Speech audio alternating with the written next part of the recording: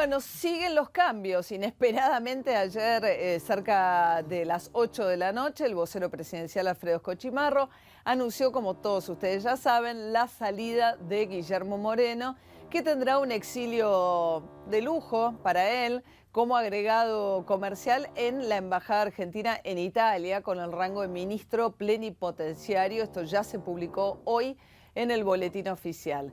Ahora, el peso de Moreno hace que la pregunta acerca de quién será su sucesor no es una pregunta que tenga demasiada importancia, al menos en este momento.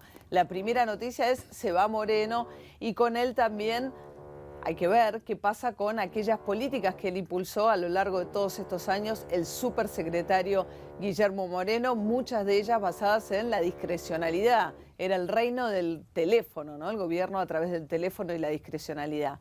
Víctimas de la discrecionalidad de Guillermo Moreno, y me parece que esta es emblemática, por eso quería arrancar un día como hoy con él aquí en el piso, es alguien que hacía décadas que a través de la organización Consumidores Libres venía realizando el mismo relevamiento en los supermercados para hacer un seguimiento de evolución de precios en supermercados, no una medición de inflación, y ahí fue castigado por Pimpi Colombo, la funcionaria Leala Moreno, que hasta hoy sigue en su cargo, con la suspensión de la personería jurídica de su asociación. Héctor Polino, desde quien hablo. ¿Qué tal, Héctor? Buen día. Buen día, muy bien, gracias. ¿Qué tal?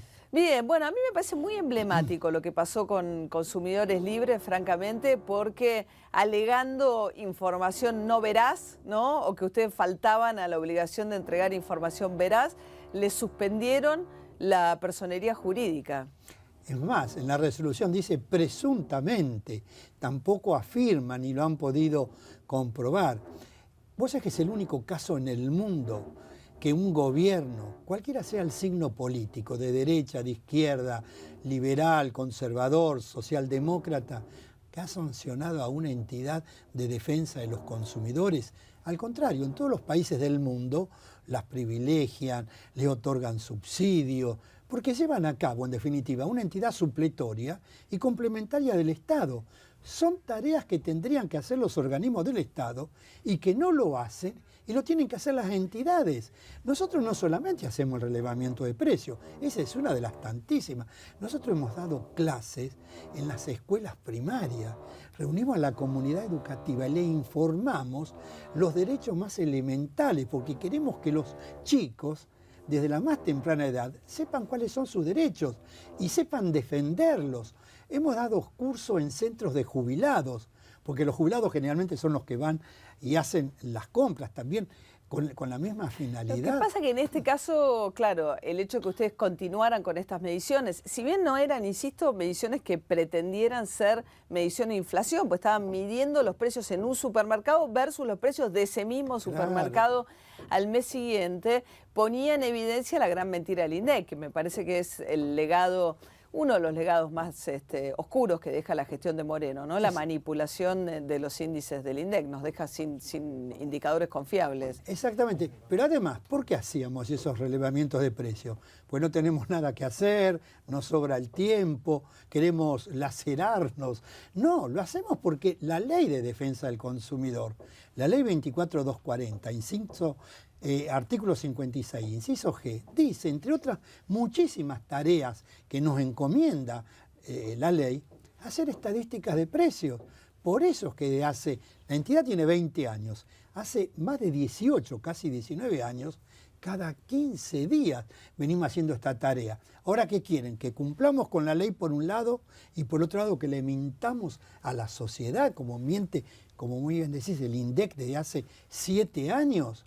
No lo hicimos, ni lo vamos a hacer, y por eso es que hemos seguido con los relevamientos de precios y lo estoy dando a conocer yo personalmente, asumiendo todas las responsabilidades que eso conlleva, pero no nos van a silenciar, porque es una arbitrariedad. ¿Y ahora en qué situación están ustedes con la personería jurídica suspendida? Digo porque la salida de Moreno también deja estas situaciones pendientes de resolución. En el caso de las consultoras que habían sido multadas por Moreno, debió dar marcha atrás por una orden judicial, llegó hasta la Corte Suprema, decidieron que había habido abuso de autoridad, debió dar marcha atrás. En el caso de Consumidores Libres, esto no ocurrió. Claro, porque son situaciones diferentes. fueron multas a consultoras privadas. A nosotros fueron una suspensión de la personería temporaria, tampoco una suspensión definitiva. Porque si hubiera sido definitiva, hoy estaríamos en otra situación, mucho mejor. Fue temporal. Fuimos a la justicia pidió un expediente para ver 5 meses, casi 6 meses, después de 4 intimaciones, después de haber pedido el allanamiento el allanamiento de la oficina y el secuestro del expediente, recién lo mandaron. ¿Qué resuelve la justicia? Autorizarnos a continuar con todos los juicios en trámite que tenemos contra bancos, tarjetas de créditos, empresas telefónicas, de medicina prepaga. Claro, porque que se entienda que cuando se le suspende la personería a consumidores libres, lo que hacen es dejar en suspenso también esa enorme cantidad de juicios en representación de clientes de prepagas, telefonías y demás, que a través de ustedes habían planteado juicios ante la justicia, con lo cual la suspensión de la personería tenía un efecto sobre estos juicios. Exactamente, beneficiando a las empresas, no a los consumidores. Bueno, la justicia resolvió que podemos continuarlo, pero no se pronunció sobre la suspensión porque entendió la Cámara que nos tocó que una suspensión temporal no es una sanción y en consecuencia no es susceptible de revisión judicial. Entonces ya hemos iniciado un trámite, un nuevo juicio en otro juzgado, para que se intime a la subsecretaría a que resuelva definitivamente el expediente, que nos excluya definitivamente, entonces la justicia se va a poder pronunciar si está bien o mal y entonces nos devolverá la personería o que nos la levante. Ahora, con este cambio de Moreno, del ministro de Economía, del ministro de Gabinete, del jefe de gabinete, lo que corresponde es que el que se hace cargo de la Secretaría de Comercio Interior revea esta absurda medida tomada con consumidores libres. Por ahora son puras versiones, ¿no? Porque no se sabe realmente. Hay un candidato, aparentemente de quien sería el candidato de Axel Kicillof, el ministro de Economía, que es Costa, actualmente a cargo de Relaciones Económicas Internacionales en la Cancillería, un hombre de confianza de Axel Kicillof. No lo sabemos, porque a esta altura son puras especulaciones. Y el hecho clave es saber si Pimpi Colombo, que es la subsecretaria de Defensa del Consumidor, que ha sido la ejecutora de estas políticas, exactamente. ¿No? Yo creo que Pimpi Colombo tendría que renunciar inmediatamente al cargo, porque ella es corresponsable del fracaso de esta política, porque la defendió con énfasis, señaló que los números del INDEC estaban bien, que es pura cháchara los que la critican, que... Bueno, yo creo que hay que cambiar no solo los funcionarios, sino la política, que en definitiva la ha implementado la Presidenta de la República. Vos y todos los oyentes se habrán enterado, cuando habla un ministro o un secretario, dicen la política diseñada por la Presidenta. Pero sí, además hay un gesto, más allá del desplazamiento, que este tipo de simbología en el poder tiene su sentido y su valor, que es darle el cargo de agregado comercial en Italia. No tiene nada que hacer, no es un cargo importante, lo cubre un ministro de rango común de la Cancillería, que ha tenido y tendrá mucho menos poder en toda su vida de lo que ha tenido Guillermo Moreno, pero es una manera de decir a dónde quiere pasar los próximos 2 años y darle un destino lo más agradable posible, ¿no?, a la vida cotidiana de Moreno, que dicho sea de paso, después vamos a estar mirando la declaración jurada de bienes de Moreno, que ayer se difundió. Tenía una enorme cantidad de títulos en dólares, títulos públicos en dólares. O sea que el hombre de la pesificación, que hay que pensar en pesos, que el argentino tiene que dejar de atesorar y demás, lo que había hecho era básicamente destinar sus ahorros a la compra de títulos públicos, muchos de ellos emitidos en moneda extranjera. ¿No es increíble la paradoja? Una contradicción. Hay que dar el ejemplo desde la función pública. Sería muy bueno que Moreno se quedara en el país, ¿no?, que rindiera cuenta ante la justicia, porque hay trámites judiciales, y que además transite por las calles de Buenos Aires, no por las calles de Roma o de Italia, por la ciudad de Buenos Aires, a ver qué acogida tiene de la ciudadanía la política que ha implementado en todos estos años. Mira, la política terminó favoreciendo a los grandes grupos del poder económico, terminó favoreciendo a las grandes cadenas de supermercados. La política esta de la supercar, ni que la hubieran ideado los grandes bancos, porque terminó favoreciendo a los bancos y a las tarjetas de crédito. ¿Se acuerdan, no? La Supercar, la tarjeta que Guillermo Moreno promocionaba como supuestamente muy beneficiosa porque al cobrarle menor tasa a los supermercados, lo que iba a permitir era que a su vez los supermercados le cobraran menores intereses a los titulares de esas tarjetas.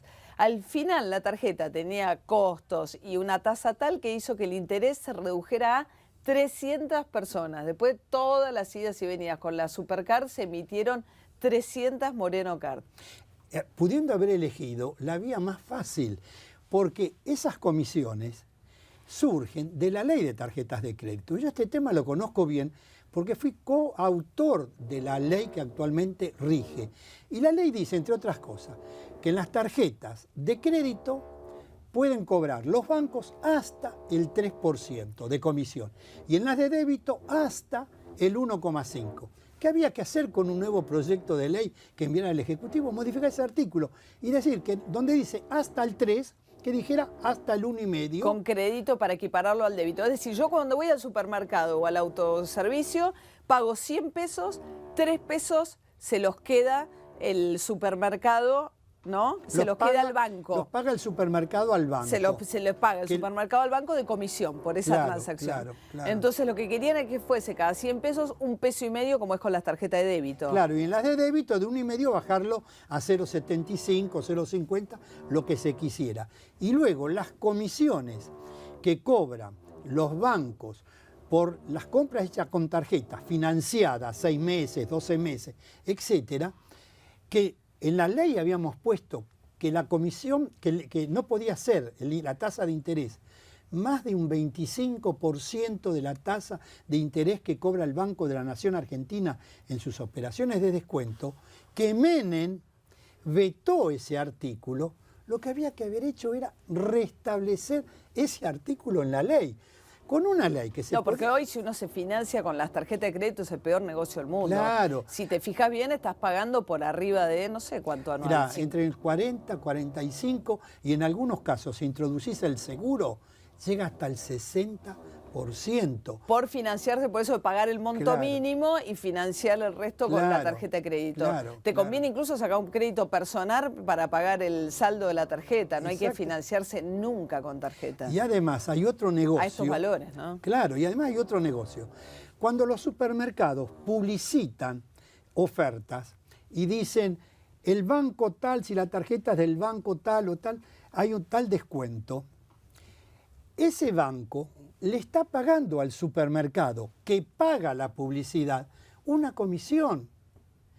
Y hemos detectado, analizando balances de supermercados, que en realidad en algunos casos hasta no pagan nada de comisión, porque la comisión la está absorbiendo el banco al que el supermercado le está haciendo publicidad cuando publica una solicitud. Claro, porque además, ¿cuál era el beneficio del consumidor en todo esto? Porque con la nueva tarjeta lo que iba a hacer era bajarle la comisión que el supermercado le paga al banco. Pero a mí como consumidor, ¿qué me cambia? Se beneficiaba el supermercado, no el consumidor. Supuestamente con eso Moreno negociaba a cambio que el supermercado no subiera precios, en teoría. Fue en compensación al llamado congelamiento de precios.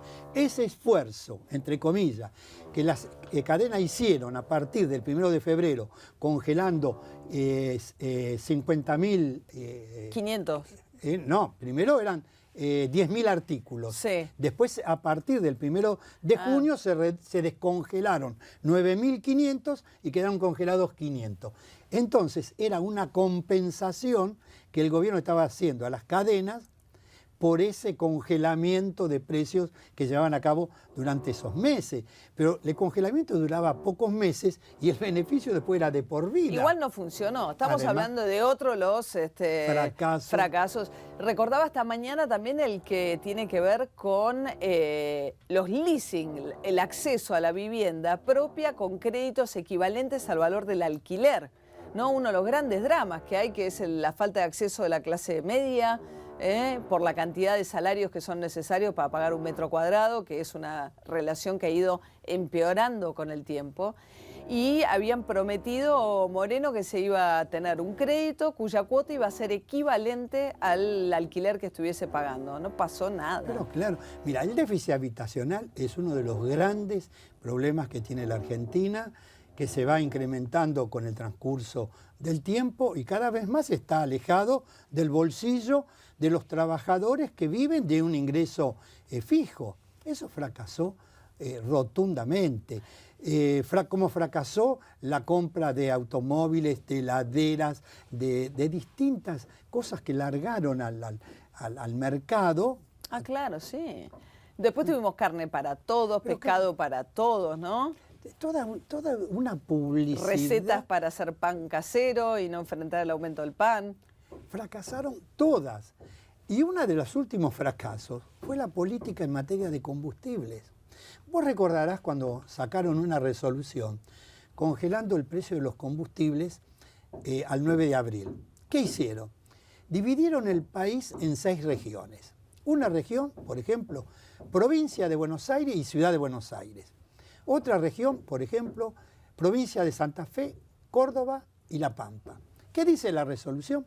Que se congelan los valores al 9 de abril.